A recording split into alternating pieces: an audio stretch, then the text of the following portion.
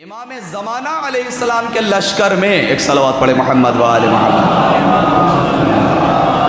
وہ فرد شریک ہوگا جس کی زندگی سادی زندگی ہوگی۔ ہماری عزاداری یا عزا کے جتنے بھی رسوم ہیں، مجلس، ماتم، گریہ، زاری، یہ سب کچھ آج دیکھیں آپ، سادگی سے دور ہونے کا نتیجہ یہ ہے کہ ہماری آنکھوں سے آنسو خشک ہو چکے ہیں۔ عزاداری تو گھٹ نہیں رہی، عزاداری تو بڑھ رہی ہے، لیکن معال عزاداری کیا ہے؟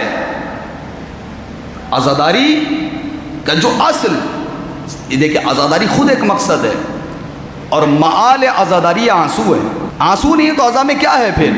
ہاں، آپ اور مثلا جو بزرگان ہیں وہ گواہی دیں گے، ہم نے بھی دیکھا ہے، ہمارے عمر کے جتنے افراد اس خطبے میں یہاں موجود ہیں انہوں نے دیکھا ہے، ایسے 20-25 سال پہلے، 30 سال پہلے عزاداری کا خلوص، عزاداری کا ماحول کیا تھا اور اب کیا ہے۔ اصلا ایک زلجنہ نکلتا تھا سادے انداز سے، اس کو سادے انداز سے سجایا جاتا تھا۔ ایک زلجنہ، اپنے تو روتے تھے، غیر بھی دہاڑے مار کے روتے تھے۔ یا مثلا نوحے پڑھنے والے، مرثیہ پڑھنے والے گلیوں میں، چوراہوں میں، بازاروں میں جب نوحے، مرثیہ اور یہ کلام پڑھے جاتے تھے تو اس وقت غیر بھی وہ چیخ چیخ کے روتے تھے۔ اور اب افسوس کہنا پڑ رہا ہے کہ نوحے پڑھنے والے، مرثیہ پڑھنے والے، زلجنہ کو تھامنے والے، علم اٹھانے والے، حلقے میں کھڑے ہو کے بچے، جوان، ادھیڑ تک ماتم کرنے والے، سینہ زنی کرنے والے، وہ کیا کر رہے ہیں؟ ان سب کے چہروں کو دیکھیے، غم کے آثار کہیں سے کہیں تک نہیں ہے۔ مسکراتے ہیں، ہنستے ہیں، ٹھٹے مارتے ہیں، یہ سب کا حال ہے۔ دوسرے کیا گریہ کریں گے جب ہمارے اور آپ کے چہرے سے غم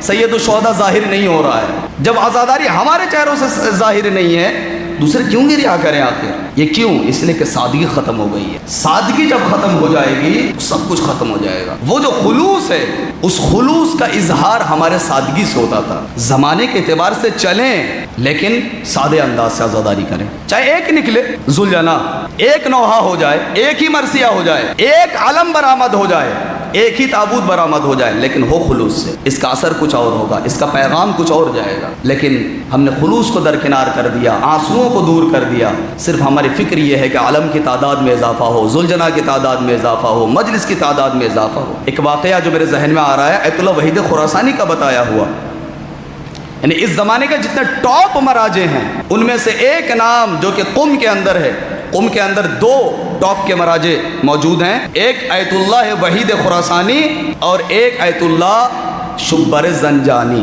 امام خامنائی نہیں، امام خامنائی تو تہران میں ہے۔ قم کے اندر جو 2 ٹاپ کے مراجع ہیں اس وقت کے، ان میں سے ایت اللہ وحید خراسانی کا واقعہ نقل کرتے ہیں اپنی زندگی کا۔ وہ یہ کہتے ہیں کہ ایت اللہ ہادی شیرازی، یہ ایک ایسا نام ہے، یہ اپنے زمانے کے، دیکھیں ان کا زمانہ کون سا؟ ایت اللہ بروجردی کا زمانہ، ان کا زمانہ ایت اللہ محسن الحکیم کا زمانہ، آپ سمجھ رہے ہیں؟ تو ایت اللہ وحید خراسانی کہتے ہیں میں اپنی جوانی میں ایت اللہ ہادی شیرازی کے قریب میں بیٹھا تھا۔ ان کے جو سالے صاحب تھے جن کا نام سید جعفر شیرازی، وہ تہران گئے، یعنی ایت اللہ ہادی شیرازی کے سالے تہران گئے جن کا نام جعفر شیرازی ہے، اور وہاں بیماری میں ان کا انتقال ہو گیا۔ وہ بھی ایک جید عالم تھے۔ جب ایت اللہ ہادی شیرازی کے سالے کا انتقال ہوا تو ہادی شیرازی نے اپنے ہی گھر میں نجف کے اندر مجلس کا انعقاد کیا، اور مجلس ہو رہی تھی۔ جب مجلس تمام ہو گئی، ابھی فرش کے اوپر بیٹھے تھے کہ ایت اللہ وحید خراسانی کی طرف مڑے اور ایت اللہ ہادی شیرازی نے کہا، تو انہوں نے کہا ایت اللہ وحید خراسانی سے کہ آغا وحید خراسانی میں تمہیں بتاؤں یہ جو میرے سالے تھے جعفر شیرازی یہ کون تھے؟ کہا جی بتائیے۔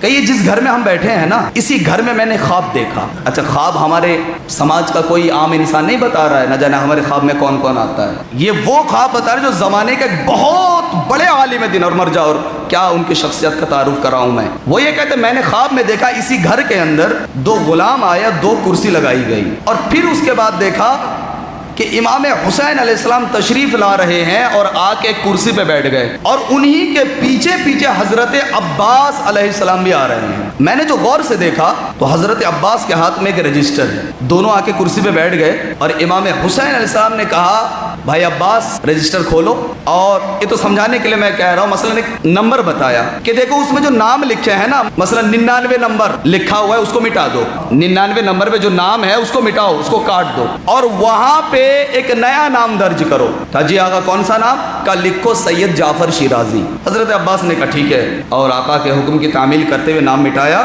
اور اس جگہ پہ سید شیرازی کا نام لکھا حضرت عباس نے۔ یہ خواب سے بیدار ہوئے پریشان، کیا دیکھ لیا؟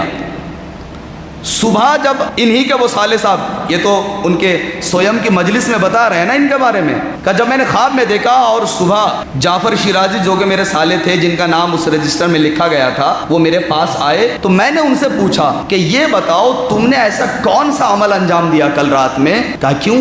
کبھی نہیں پوچھا ایسا آپ نے؟ کہا میں نے حرم میں نماز ادا کی اور گھر میں آیا اور پیغمبر کی ایک حدیث یاد آئی کہ پیغمبر نے فرمایا من بکا او ابکا او تبا کا، جو امام حسین پہ روئے، رلائے اور رونے جیسی صورت بنائے، وجب لہ الجنہ، تو اس کے اوپر اللہ جنت کو واجب کر دیتا ہے۔ کہ جیسی یہ حدیث یاد آئی تو مجھے تو یقین تھا، میں امام حسین پہ بہت گریا کیا اور گریا کرنے والی کی صورت تو رونے جیسے بن جاتی ہے، لیکن اس حدیث میں ایک جملہ جس کے اوپر ابھی تک میں نے عمل نہیں کیا، اور وہ کیا ہے؟ رلانا، رونا، رونے جیسی صورت بنانا اور رلانا، رلانا، رلانے والوں پر بھی جنت واجب ہے۔ کہ میں نے یہ عمل کبھی نہیں کہ میں گھر آیا، اپنے ایک دوست کے پاس گیا اور جا کے ان کے لائبریری سے میں نے کتاب اٹھائی مصائب کی، اور وہ کتاب ہے علامہ مجلسی کی جلاء العیون، جس میں معصومین کے حالات لکھے ہیں اور امام حسین کے مصائب بھی لکھے گئے۔ کہ میں وہ کتاب لے کے آیا، میں نے اپنی بیوی کو بٹھایا، اپنے بچوں کو بٹھایا، اور میں اس کتاب سے امام حسین علیہ السلام کی شہادت کو پڑھنا شروع کیا، اور شہادت کو سن کے میری بیوی نے گریا کیا، میرے بچوں نے گریا کیا، بس یہ عمل ہم نے کیا ہے۔ کتنی سادگی ہے، گھر کے اندر کوئی شو بازی نہیں، کوئی ریاکاری نہیں، جس کو شاید ہمارے معاشرے میں مجلس ہی نہیں سمجھی جاتی جب تک کہ 500-700 لوگ نہ آئیں، جب تک کہ شور شرابہ نہ ہو، مجلس ہی نہیں ہوتی ہماری فکر کے مطابق۔ اس سادگی سے ایک مجلس برپا کی، اور امام حسین نے کیا عمل کیا کہ بھائی عباس وہاں سے ایک نام کاٹو اور جعفر شیرازی کا نام درج کرو۔ ایک تو یہ پیغام، دوسرا پیغام آیت اللہ ہادی شیرازی کہتے ہیں میں پریشان اس لیے تھا، ایسا بھی ممکن ہے کہ جو نام رجسٹر میں چڑھ گیا ہے وہ مٹ بھی سکتا ہے۔ اگر بچپن سے آپ اور ہم عزاداری کر رہے ہیں اور عزاداروں کی فہرست میں ہمارا اور آپ کا نام امام نے لکھا ہے، تو ضروری نہیں ہے مرتے دم تک ہمارا نام باقی رہے، یا ہماری حرکتیں یا ہمارے کام یا ہمارے افعال یا ہمارے خلوص سے دور ہو کے عزاداری کرنا شاید اللہ نہ کرے یہ سبب بن جائے کہ امام ہمارے ناموں کو مٹا کر کوئی نیا نام درج کر دے۔